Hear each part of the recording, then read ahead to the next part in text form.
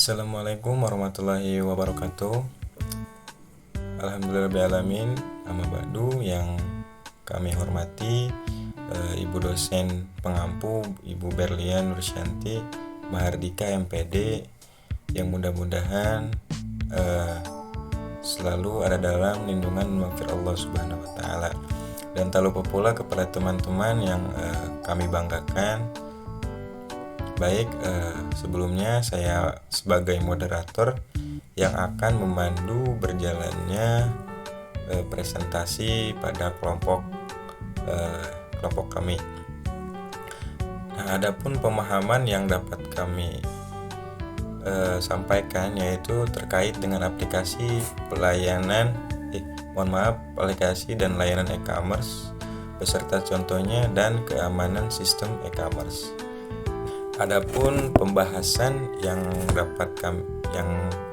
akan kami sampaikan, yang pertama itu aplikasi dan layanan e-commerce beserta contohnya. Selanjutnya pentingnya keamanan dalam e-commerce, terus jenis ancaman dalam e-commerce, komponen kesamaan dalam e-commerce, terus keamanan transaksi online, perlindungan data pribadi, peran pengguna atau user dalam keamanan e-commerce, dan yang terakhir teknologi dan alat keamanan terbaru dalam e-commerce. Baik, sebelum kita memulai presentasi atau melihat pemahaman yang akan kami sampaikan, langkah baiknya kita membacakan lafaz basmalah. Bismillahirrahmanirrahim. Selanjutnya akan saya serahkan kepada rekan saya. Saya akan menjelaskan tentang aplikasi dan layanan e-commerce beserta contohnya. Dilihat dari jenisnya, e-commerce kerap dibagi menjadi dua kategori, yaitu B2B dan B2C. Prinsip pembagian ini dilandasi pada jenis institusi atau komunitas yang melakukan interaksi perdagangan dua arah. Jika dilihat dari perspektif lain, yaitu berdasarkan jenis aplikasi yang dipergunakan, e-commerce dapat juga dikategorikan menjadi 4 tipe, yaitu e-market, customer care, vendor management, dan extended supply chain. Yang pertama ada e-market. Internet market atau e-market didefinisikan sebagai suatu tempat atau arena di dunia maya di mana calon pembeli dan penjual saling bertemu untuk melakukan transaksi secara elektronis melalui medium internet. Berikut adalah contoh-contohnya dari e-market, yaitu 1. Pemasaran melalui situs web seperti buku kita, Nike.com. Dan yang kedua ada pemasaran di media sosial seperti Facebook, Instagram, dan Twitter. Dan yang ketiga ada pemasaran melalui marketplace seperti Tokopedia.com, Shopee, dan Blibli.com. Adapun penjelasannya mengenai beberapa contoh tersebut, yaitu Tokopedia resmi diluncurkan pada tanggal 17 Agustus 2009 di bawah naungan PT Tokopedia yang didirikan oleh William Tanuwijaya dan Leontinus Alva Edison pada 6 Februari 2009. Sejak resmi diluncurkan, PT Tokopedia berhasil menjadi salah satu perusahaan internet Indonesia dengan pertumbuhan yang sangat pesat. E-commerce asli karya anak bangsa yang mengusung konsep mall online berupa marketplace yang inovatif. Pada tahun 2014, Tokopedia memecahkan rekor sebagai marketplace dengan investasi terbesar saat itu, yakni sebesar USD 100 juta. Tokopedia telah berkembang menjadi sebuah unicorn yang terpengaruh tidak hanya di Indonesia tetapi di Asia Tenggara. Sedangkan Shopee adalah marketplace yang bisa dikatakan baru saja lahir. yaitu sekitar tahun 2015.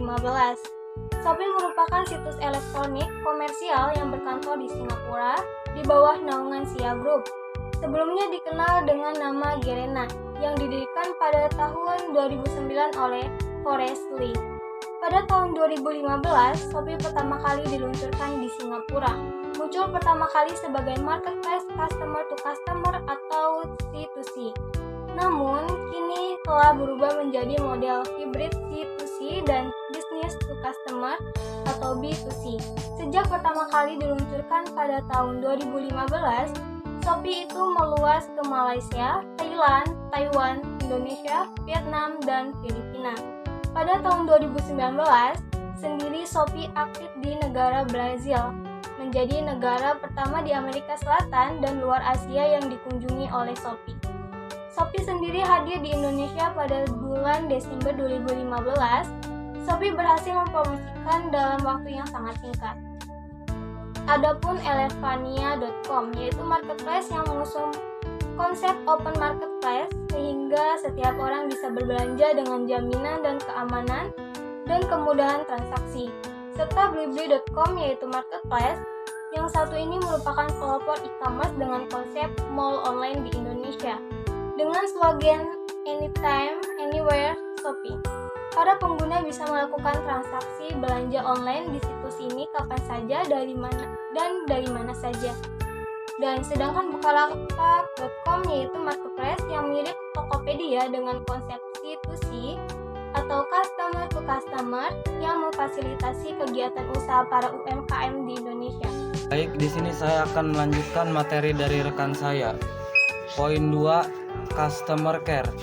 Tipe aplikasi e-commerce kedua adalah satu usaha dari perusahaan untuk menjalin hubungan interaktif dengan pelanggan atau konsumen yang telah dimilikinya. Jika pada waktu terdahulu perusahaan biasanya menyediakan nomor telepon bebas, pulsa, toll free sebagai sarana yang dapat digunakan pelanggan untuk bertanya, berdiskusi, atau menyampaikan keluhan sehubungan dengan produk atau jasa yang telah atau akan dibelinya. Nomor telepon ini pada dasarnya dihubungkan dengan pusat informasi perusahaan atau call center. Poin ketiga, vendors management. Penerapan aplikasi e-commerce untuk menghubungkan perusahaan dengan para vendor pemasok berbagai kebutuhan bisnis sehari-hari dapat menekan biaya total yang dikeluarkan untuk aktivitas pengadaan dan pembelian barang. Perusahaan dapat melakukan eliminasi berbagai proses yang tidak perlu, mengintegrasi beberapa proses yang dapat sekaligus dilakukan, menyederhanakan proses yang berbelit-belit, dan mengotomatiskan proses-proses manual yang memakan waktu dan biaya. Poin keempat, extended supply chain. Proses generik yang biasa dilakukan dalam supply chain adalah pengadaan bahan mentah, penyimpanan bahan mentah, produksi atau operasi bahan mentah menjadi bahan baku atau jadi penyimpanan bahan baku atau jadi distribusi, pemasaran dan penjualan, serta pelayanan purna jual. Baik, materi selanjutnya yaitu pentingnya keamanan dalam e-commerce. Keamanan dalam e-commerce menjadi aspek penting dalam era digital yang terus berkembang. Dengan meningkatnya jumlah transaksi online, pentingnya melindungi data pribadi dan finansial pelanggan dari ancaman seperti pencurian identitas dan penipuan cyber semakin besar. Alasan pentingnya keamanan dalam e-commerce: yang pertama, perlindungan data pelanggan; yang kedua, meningkatkan kepercayaan pelanggan; yang ketiga, kepatuhan terhadap regulasi; yang keempat, mengurangi risiko keuangan; yang kelima, menjaga kelangsungan bisnis. Baik, materi selanjutnya yaitu tentang jenis ancaman dalam e-commerce. Dalam sistem e-commerce, terdapat berbagai ancaman yang dapat mengganggu keamanan dan kepercayaan pengguna. Berikut adalah jenis-jenis ancaman yang umum terjadi dalam sistem e-commerce. Yang pertama, peretasan dan serangan cyber. Ancaman signifikan dalam e-commerce yang dapat merusak integritas, kerahasiaan, dan ketersediaan data. Yang kedua, phishing dan penipuan online. Teknik manipulasi sosial di mana penjahat cyber menyamar sebagai entitas terpercaya untuk memperoleh informasi sensitif seperti kata sandi dan nomor kartu kredit. Yang ketiga, malware dan virus dapat merusak sistem, mencuri informasi sensitif, dan mengganggu operasi bisnis secara keseluruhan. Yang keempat, penyalahgunaan data pribadi. Hal ini dapat terjadi melalui pencurian identitas, penggunaan data tanpa izin, atau pelanggaran privasi lainnya. Penyalahgunaan data pribadi dapat merugikan konsumen dan merusak reputasi bisnis. Komponen keamanan dalam e-commerce. Beberapa komponen yang biasanya digunakan dalam keamanan e-commerce sebagaimana dijelaskan oleh Yusanto tahun 2018 seperti yang pertama ada enkripsi data. Enkripsi data adalah salah satu komponen kunci dalam keamanan e-commerce yang bertujuan untuk melindungi informasi sensitif dari akses yang tidak sah. Enkripsi data mengubah informasi menjadi format yang tidak dapat dibaca atau dimengerti oleh pihak yang tidak memiliki kunci deskripsi yang sesuai.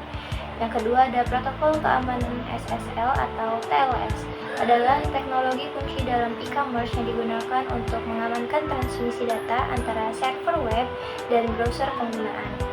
SSL atau Secure Socket Layer dan TLS atau Transport Layer Security memberikan enkripsi data untuk mencegah akses yang tidak sah terhadap informasi sensitif seperti informasi pembayaran atau data pribadi penggunaan. Yang ketiga ada autentikasi penggunaan. Two-factor authentication biometrics merupakan komponen keamanan penting dalam e-commerce yang bertujuan untuk memastikan bahwa orang yang mengakses akun atau melakukan transaksi adalah orang yang benar. Yang keempat ada firewall dan sistem deteksi intrusi, adalah sebuah sistem keamanan jaringan yang digunakan untuk melindungi jaringan dari akses yang tidak sah dari internet. Firewall memonitor dan mengontrol lalu lintas data yang masuk dan keluar dari jaringan berdasarkan aturan keamanan yang telah ditetapkan. Ini membantu melindungi data sensitif dan mencegah serangan dari luar. Mengenai keamanan transaksi online. Apa itu keamanan transaksi online? Keamanan transaksi online adalah aspek kritis dalam e-commerce yang membutuhkan perhatian khusus untuk melindungi informasi sensitif pengguna, seperti informasi pembayaran dan data pribadi. Stelling pada tahun 2017 menjelaskan beberapa langkah penting dalam menjaga keamanan transaksi online, meliputi yang pertama, proses pembayaran yang aman. Proses pembayaran yang aman sangat penting dalam transaksi online untuk melindungi informasi sensitif seperti informasi kartu kredit. Selain itu, penting juga untuk menggunakan platform pembayaran yang terpercaya dan memiliki standar keamanan yang tinggi. Yang kedua, penggunaan gateway pembayaran. Gateway pembayaran adalah sistem yang menghubungkan situs web e-commerce dengan bank atau penyedia layanan pembayaran untuk memproses transaksi. Yang ketiga, terdapat perlindungan terhadap penipuan kartu kredit. Perlindungan terhadap penipuan kartu kredit melibatkan penggunaan teknologi keamanan seperti deteksi kecurangan dan analisis pola transaksi yang mencurigakan. Selain itu, penting juga untuk mengikuti standar keamanan yang disarankan oleh industri, seperti PCI DSS atau Payment Card Industry Data Security Standard. Yang keempat, verifikasi identitas pelanggan. Verifikasi identitas pelanggan penting untuk mencegah akses yang tidak sah ke akun dan informasi sensitif. Metode verifikasi yang umum digunakan termasuk penggunaan kata sandi yang kuat, autentikasi 2 faktor, dan verifikasi biometrik. Baik, selanjutnya di sini ada perlindungan data pribadi. Perlindungan data pribadi merupakan aspek penting dalam e-commerce yang menuntut perhatian khusus dalam mengelola dan melindungi informasi sensitif pengguna. Yang pertama itu ada kebijakan privasi.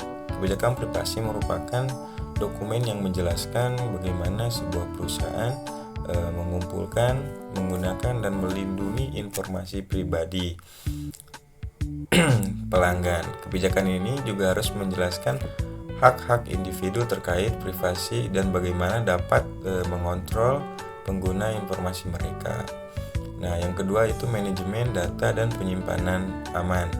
Nah, manajemen data dan penyimpanan aman adalah praktek-praktek yang dirancang untuk melindungi data pribadi dari akses yang tidak sah, penggunaan yang tidak sah, dan kehilangan.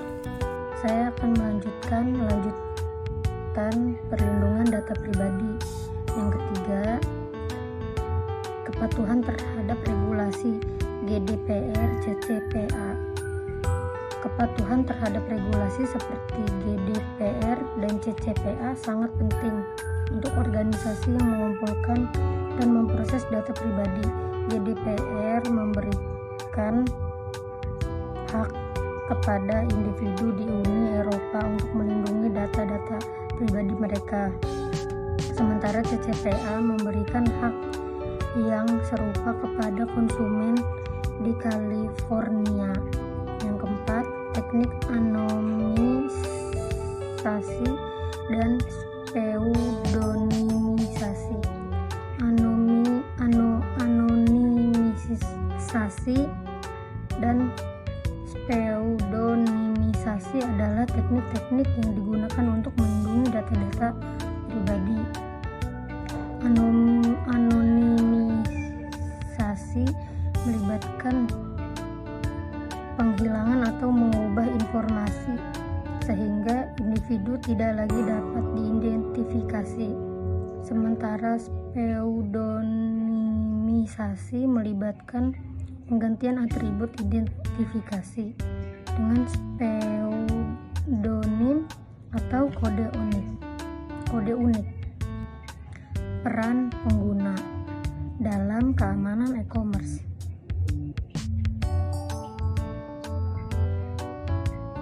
Keamanan dalam e-commerce merupakan salah satu aspek paling krusial yang menentukan kepercayaan pengguna kelangsungan bisnis online. Dengan meningkatnya jumlah transaksi online, risiko serangan siber juga semakin tinggi. Oleh karena itu, peran pengguna dalam menjaga keamanan e-commerce tidak bisa diabaikan. Pengguna yang teredukasi dan sadar akan terancam keamanan dapat berperan aktif dalam melindungi diri mereka sendiri serta data pribadi mereka.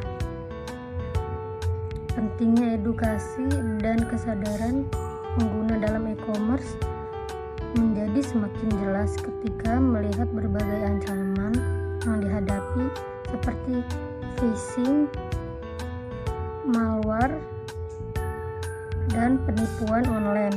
Edukasi yang baik dapat membantu pengguna mengenali tanda-tanda serangan siber dan mengambil tindakan pencegahan yang tepat. Keamanan e-commerce bukan hanya tanggung jawab penyedia layanan, tetapi juga pengguna. Pengguna yang teredukasi dan sadar akan ancaman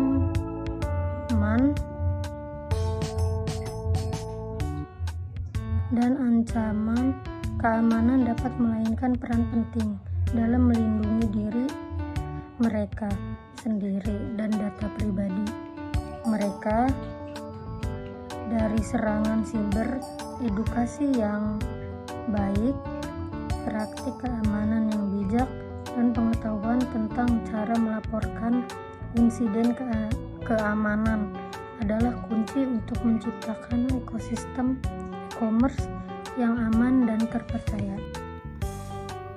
Teknologi dan alat keamanan terbaru dalam e-commerce. Keamanan menjadi perhatian utama bagi pelanggan dan penjual e-commerce karena potensi risiko seperti pencurian identitas, penipuan kartu kredit, dan pelanggaran data. Untuk mengatasi tantangan keamanan ini, teknologi dan alat keamanan terbaru terus dikembangkan dan diterapkan dalam konteks e-commerce. Beberapa teknologi yang saat ini sedang digunakan atau dikembangkan untuk meningkatkan keamanan e-commerce antara lain blockchain. Yang pertama ada blockchain dalam keamanan e-commerce. Blockchain adalah teknologi yang digunakan untuk menyimpan data secara terdesentralisasi dan aman. Dan dalam e-commerce, blockchain dapat digunakan untuk memverifikasi transaksi, melacak asal-usul produk, dan mengamankan data pelanggan. Yang kedua ada penggunaan artificial intelligence dan machine learning. Artificial intelligence atau disebut AI dan machine learning ML dapat digunakan dalam e-commerce untuk mendeteksi pola-pola yang mencurigakan dalam transaksi, menganalisis perilaku pelanggan, dan meningkatkan keamanan sistem. Yang ketiga, keamanan cloud dan virtualisasi. Cloud computing dan virtualisasi dapat membantu meningkatkan keamanan e-commerce dengan menyediakan lingkungan yang terisolasi dan aman untuk menyimpan data dan menjalankan aplikasi e-commerce. Yang keempat, solusi keamanan berbasis cloud, Internet of Things cloud, dapat digunakan dalam e-commerce untuk meningkatkan keamanan dengan meningkatkan perangkat cloud seperti kamera, keamanan, dan sensor deteksi ke dalam infrastruktur e-commerce. Baik, pemahaman yang telah kami sampaikan sudah selesai. Selanjutnya yaitu kesimpulan. Nah, jadi kesimpulannya yaitu dilihat dari jenisnya. E-commerce kerap dibagi menjadi dua kategori, yaitu B2B dan B2C. Nah, prinsip pembagian ini dilandasi pada jenis institusi atau komunikasi yang melakukan interaksi perdagangan dua arah. Jika dilihat dari perspektif lain, yaitu berdasarkan jenis aplikasi yang dipergunakan, e-commerce dapat dikategorikan menjadi 4 tipe. Yang pertama itu market, customer, care, vendor management, dan expand supply chain. Namun, sering dengan meningkatnya penggunaan e-commerce, aspek keamanan dalam e-commerce menjadi aspek penting dalam era digital yang terus berkembang dengan meningkatkannya finansial pelanggan dari ancaman seperti pencurian identitas finansial,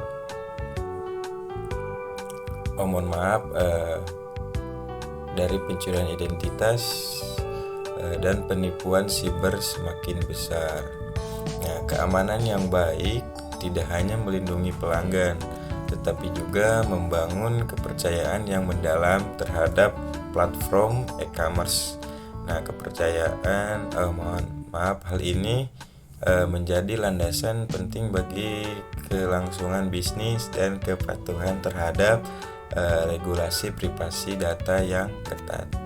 Baik, itu saja mungkin yang dapat kami sampaikan. Kurang dan lebihnya mohon dimaafkan. Billahi taufik wal hidayah. Wassalamualaikum warahmatullahi wabarakatuh.